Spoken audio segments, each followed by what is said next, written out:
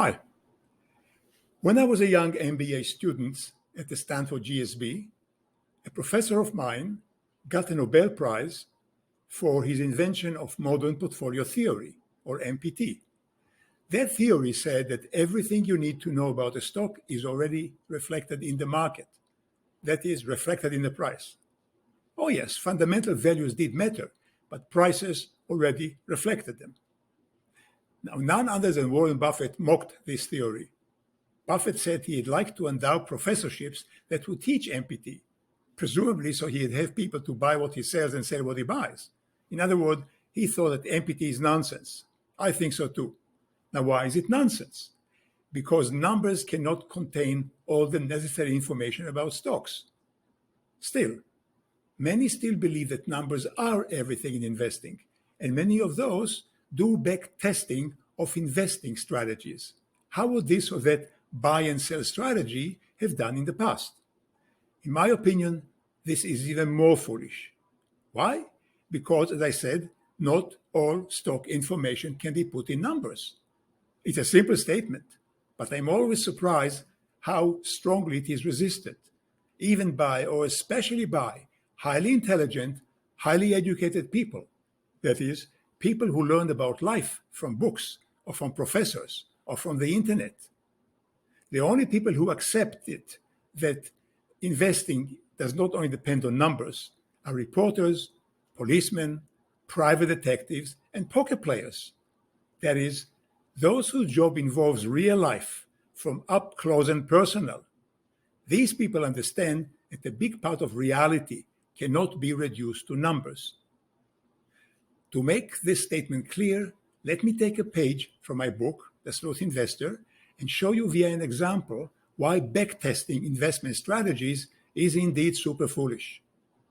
To prove it, let's take the same method of forecasting stocks in backtesting and use it to forecast the chance of a book becoming a bestseller.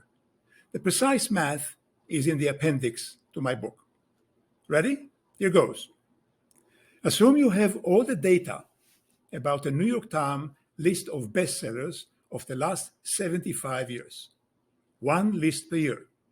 Each list is 20 books long, ranked from top to bottom.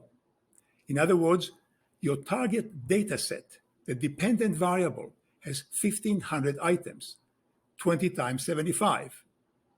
Each item has the book's name, the year it was on the list, and its place on the bestseller list in that year.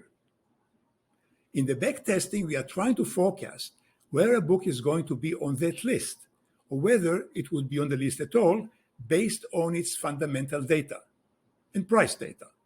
This, I claim, is comparable to trying to forecast a stock performance based on its data. Now, why is it comparable? First, because just as the market has lots of stocks, so does the book market has lots of books. Yes, there are only tens of thousands of stocks in the market every year and millions of books every year. However, the principle is the same.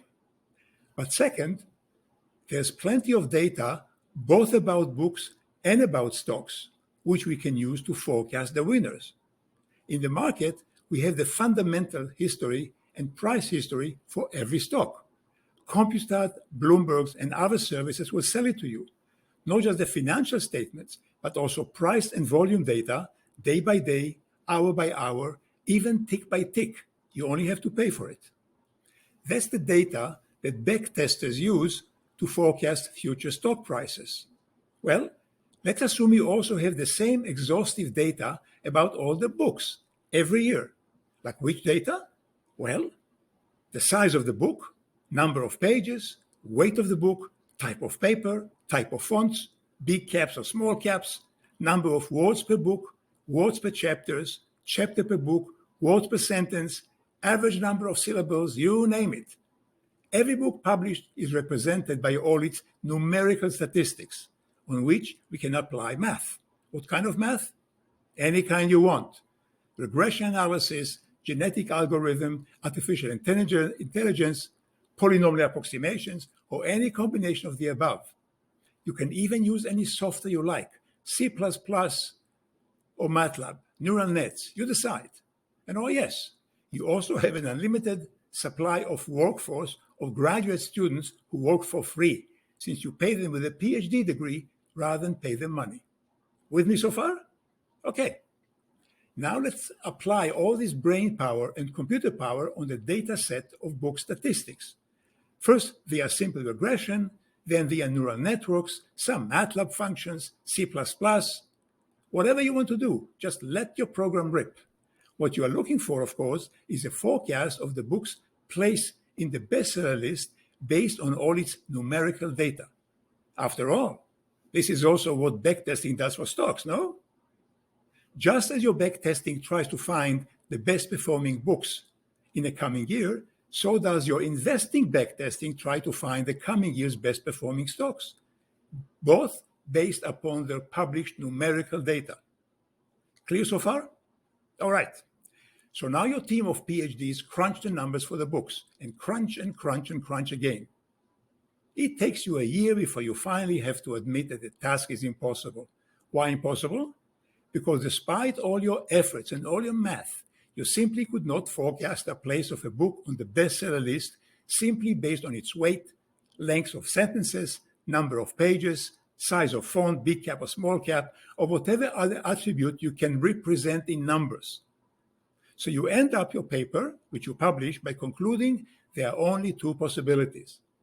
Possibility one is that the place of a book on the bestseller list is totally random, just like modern portfolio theory. It's all beta. Or option two, that the book's bestseller status is an insider game. The author must know the New York Times book reviewer or paid him off. In other words, there's no free alpha. But are these two really the only options? What about option three? Option three is that the attributes that make a book into a bestseller simply cannot be quantified in numbers. Like what qualities? How about the character's vividness, the style, the drama, the conflict, the gripping story? Which is where the analogy to stocks becomes obvious. A stock, like a book, is a story, the ongoing record of drama and conflict. Yes, commercial conflict, but conflict just the same. It's a commercial war in which someone wins, someone loses. And in that war, character matters, just like in books, because decisions matter. And decisions are not based just on the stock's numbers, but on a decision maker, the human maker, the human decision maker character. And how can you put that in numbers? Can you put Steve Jobs' character into numbers? How? Or that of Lee Iacocca, the man who made the bankrupt Chrysler into a $2 billion market cap in a few years? Or to take the other side, the character of Sam Palmisano, IBM chairman, who famously gave Bill Gates sole rights to sell software for IBM home computers without even asking for a second supplier clause. These elements, character, cowardice versus bravery, also known in commerce as risk-averse versus entrepreneurial, intelligence and stupidity, are among the most important elements of all other elements in stock performance. And if you cannot put them into your backtest database, how can you hope to get anything out of backtesting? So why do some still try to do it? Maybe because numbers are available, and it's easier to push numbers around and more comfortable to sit at home, sipping coffee, typing on the keyboard, than to go out and schmooze company employees and ask them what they really think of the boss. The real information content is not on your screen. It is in the big, bad, noisy, physical, real world where you chat with CEO secretaries and engineers and customers and shipping clerks that see with your own eyes the unsold, dusty product inventory piled up on the company's dock. In other words, sleuthing is a sort of real information, and you can't put it into a backtesting. So you may ask, what's the equivalent to sleuthing in a book forecasting to find out which book has a chance to be a bestseller? Very simply, ask a random sample of 10 readers in any bookstore in town what they think of all the books they read. Not Amazon reviews, many of which are fake, but real people, real opinions, face to face. The same in stocks. Now, If you still want to do investment backtesting, it's okay by me, but chances are that sleuths like me who do talk to real people will take your money. On the other hand, if you turn off your screen, read my book, put on your gumshoes, and go out talk to real people, chances are you too will take the backtester's money. There's plenty of it out there. Trust me. That's all for today. Let me know what you think of the above. Give it a like, subscribe, tell all your friends what they subscribe to. I'll see you next time. And meantime, thank you very much for watching, and Happy New Year to you and yours. Bye-bye.